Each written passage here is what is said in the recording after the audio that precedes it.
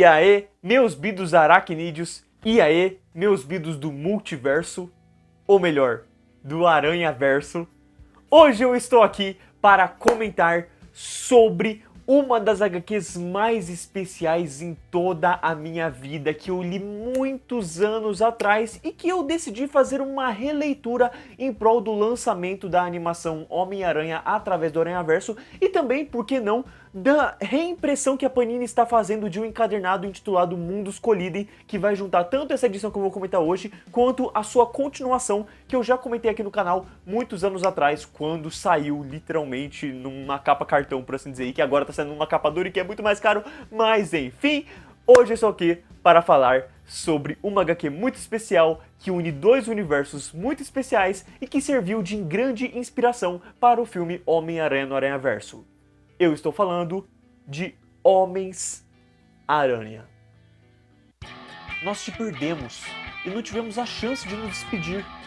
Agora você está tão adulto, mas apareceu aqui e está bem. Em um dia bem específico, Peter Parker vê uma luz bizarra no céu que o leva a descobrir que o mistério está mexendo com algo fora do habitual. De repente, o mistério surge, eles lutam e numa tacada de sorte, Peter é jogado para essa fenda que o leva a outro ambiente.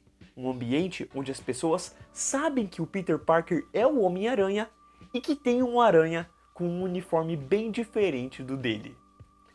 E é com uma trama simples como essa que Brian Michael Bendis faz uma das histórias mais marcantes e divertidas do Homem-Aranha. Uma história de apenas 5 edições que traz o Peter Parker do universo 616 caindo no universo Ultimate, o que levará a um encontro com todos aqueles que merecem encontrá-lo.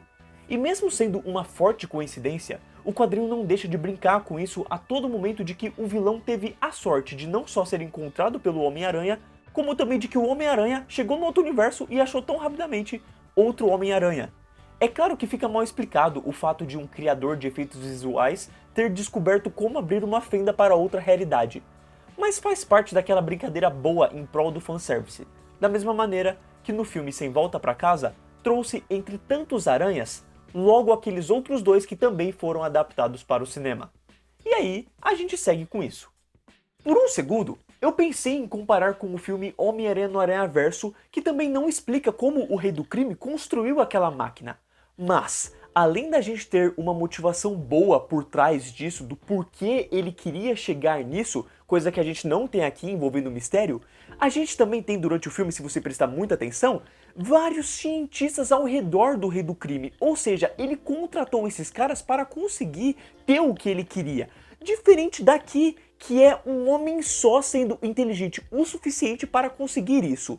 E não querendo desmerecer o Rei do Crime ou algo assim, mas também não querendo desmerecer o Mistério, mas o Mistério nunca demonstrou essa inteligência. Ele é um cara de efeitos visuais, ele faz uma coisa bacana e tal, mas do nada ele encontra uma fenda para o multiverso, não é o Dr. Octopus, é o Mistério, entende? Então ele consegue isso, eu acho que acaba ficando... você meio que não acredita muito nessa possibilidade dele conseguir isso. Tanto que o Homem de Ferro brinca de que ele quer mexer com a cabeça do Mistério. Ele quer abrir a cabeça dele pra entender como é que ele conseguiu chegar nessa inteligência, nesse momento, nesse fato. O que me lembrou até mesmo o Alto Evolucionário com o Rocket no filme dos Guardiões da Galáxia 3. Mas enfim, o importante é que acima de tudo, esse quadrinho tem coração. Acima do claro fanservice envolvendo o Peter encontrar o Miles Morales, o foco acaba ficando para essa nova realidade que permite outras possibilidades para pessoas que conhecemos. Um mundo diferente do nosso que permite coisas boas por um lado, e como em qualquer vida, coisas negativas também. Mesmo que o quadrinho não se aprofunde mais em falar sobre isso, como em Doutor Estranho 2 ou o ganhador do Oscar de 2023, a tia May reconhecer que fez algo certo por simplesmente ver seu neto adulto sendo o herói que ela sabia que ele poderia ser, e o Peter vendo uma Gwen mais jovem que está longe do perigo e tem um grande futuro pela frente, já diz tudo. Assim como consegue ser emocionante pra caramba, com o autor se preocupando em trazer quadros sem diálogos, apenas para você sentir aquele momento, podendo ser um abraço, um olhar para o céu ou uma mão buscando alcançar alguém importante.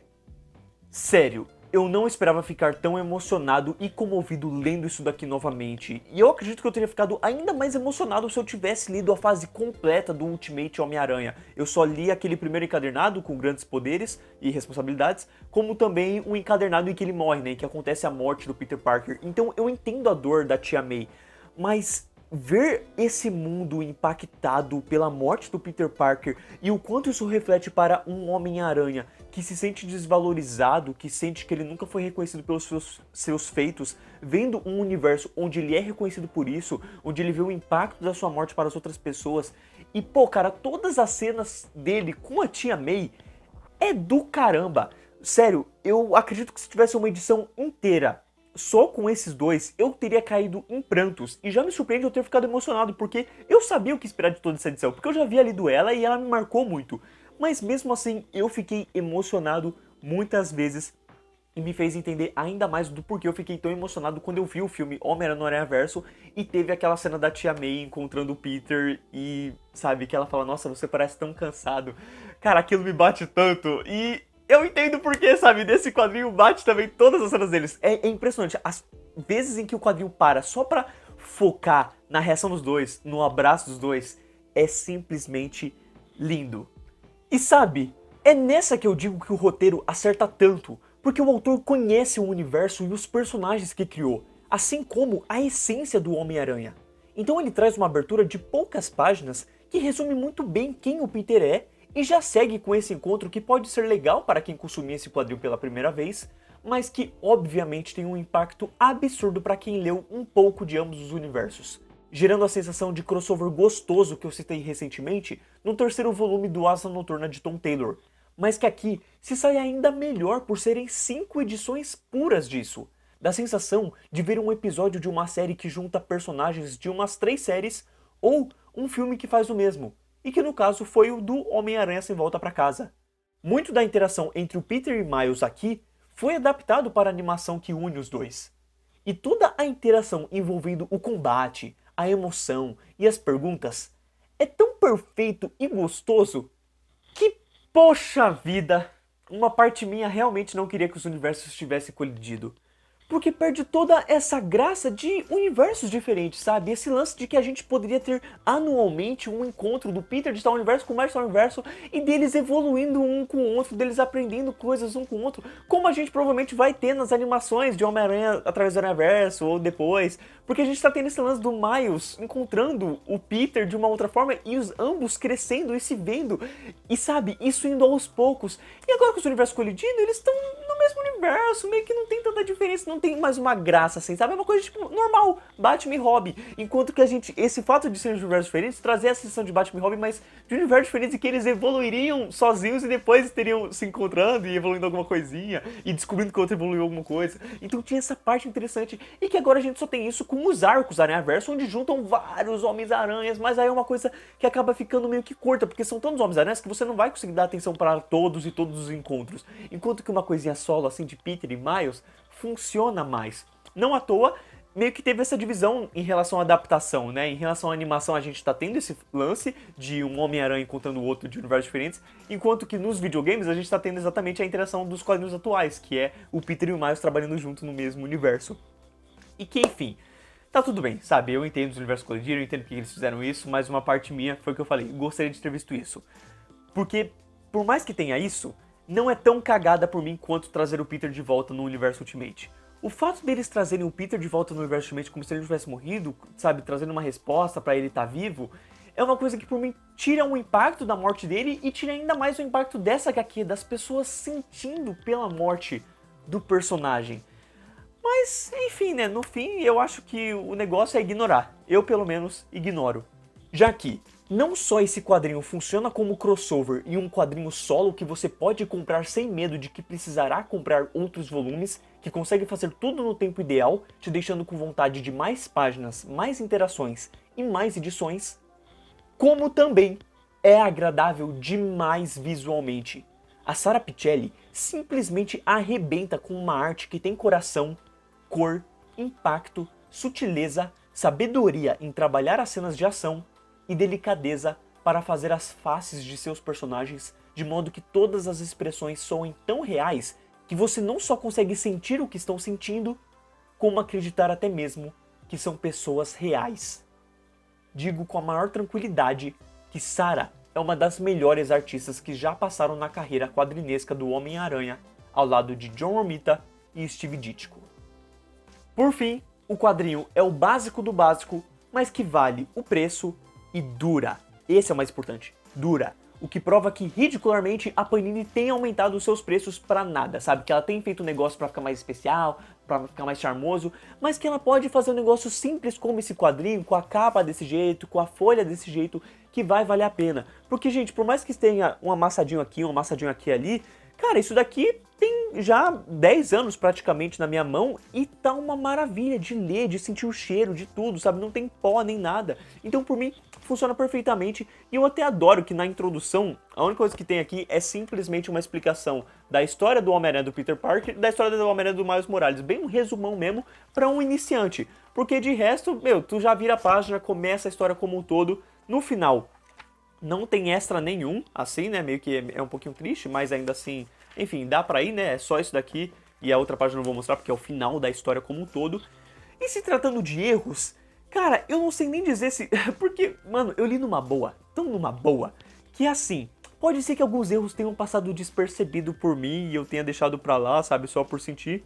Mas eu não vou deixar de falar aqui que na página 59 teve uma coisinha que eu até fico na dúvida se eu posso falar que é um erro ou não, porque pode ser considerado uma gíria, né, já que o Nick Fury, aqui nessa parte aqui, ele fala assim, uma versão adulta de Peter Parker veio parar na nossa realidade. Não tem um R no final, sabe, de parar na nossa realidade. E é muito comum, na gramática dos quadrinhos, eles deixarem a palavra certinho, tipo, ele veio parar na nossa realidade.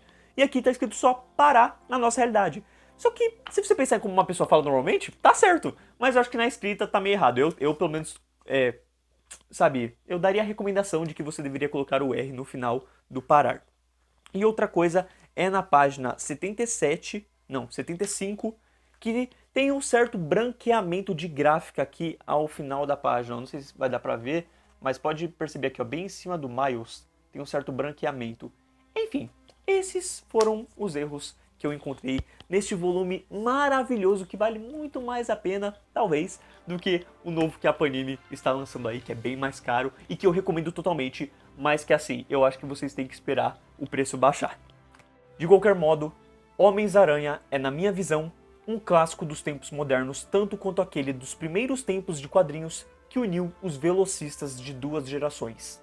É uma homenagem ao Peter, ao Miles, às suas histórias e ao Homem-Aranha como um todo, mostrando que apenas algo simples como heróis trocando conversa, personagens reagindo às ações de outros, consegue ser melhor e mais interessante do que uma briguinha de herói e vilão que aqui fica tão esquecida que surge apenas quando sobra espaço, porque não é o verdadeiro foco. O foco está em duas realidades com pontos positivos e negativos que no fim deixam a lição que o Stan Lee sempre compartilhou, a de que todos podem ser o Homem-Aranha e até mesmo, por que não, o herói de sua própria história. E assim, meus amigos, eu finalizo esse vídeo com muito prazer em falar de uma das histórias que entraram para o meu top 5 de histórias do Homem-Aranha, assim, de tão divertido e gostoso que é, de tão lindo que é, de tão curto e maravilhoso que é, de você ficar a todo momento querendo mais páginas, querendo que essa edição fosse dupla, gigante, sabe, que fosse um ônibus só disso daqui, porque é simplesmente muito gostoso de ler, muito maravilhoso de ler.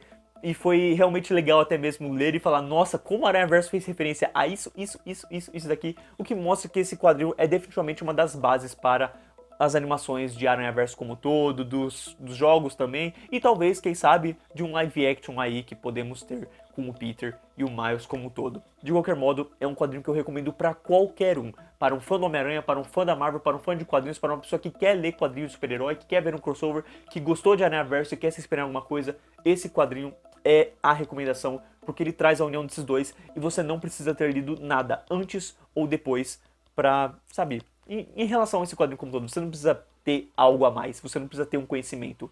É lindo, sozinho do jeito que ele é e funciona muito bem.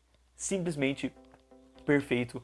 Eu adorei ler esse quadrinho e definitivamente eu vou reler ele em qualquer hora, só pra ficar feliz, sabe? Porque ele é tão curto, ele acaba tão rápido. Juro, eu li uma edição e falei assim, tá, vou ler só mais uma. Aí eu olhei a outra e falei, vou ler só mais uma.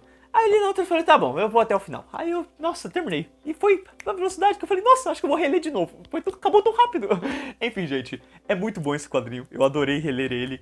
E eu espero que vocês estejam gostando dessa certa maratona de vídeos, né? Eu fiz do Homem-Aranha 2099 semana passada, vou fazer desse. E semana que vem nada mais, nada menos do que o primeiro arco, chamado Aranhaverso. Sério, que delícia ler desse arco.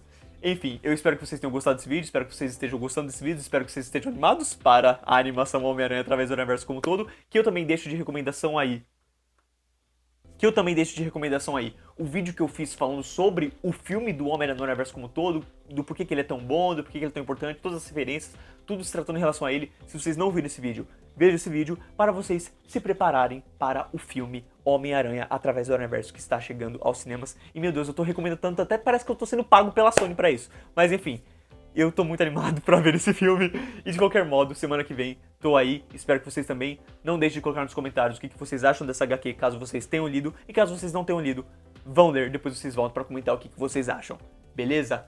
Muito obrigado por assistir o vídeo até aqui. Valeu. Falou.